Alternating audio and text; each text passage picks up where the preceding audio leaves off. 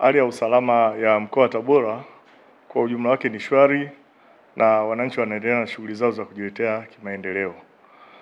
Jeshi la polisi kwa mkoa wa Tabora limeona picha mjengeo iliyosambazwa kwenye mitandao ya kijamii ambayo ilibeba kichwa cha habari, mkuu wa kituo cha polisi Tabora amuomba msamaha Heche baada ya vurugu.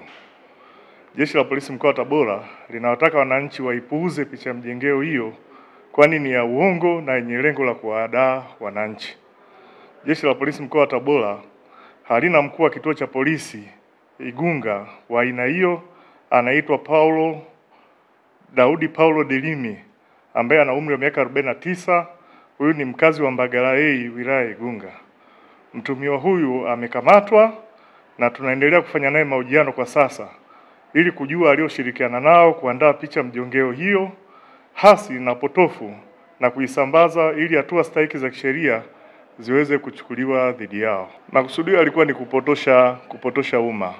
Kama unavyofahamu kwamba jeshi la polisi linao utaratibu wa kutoa taarifa zake, ambapo kwenye ngazi ya mkoa msemaji wa jeshi la polisi ni kamanda wa polisi wa mkoa. Kwa hiyo kilichotokea ni upotoshaji mkubwa wa umma na hatua stahiki zitaenda kuchukuliwa za kisheria.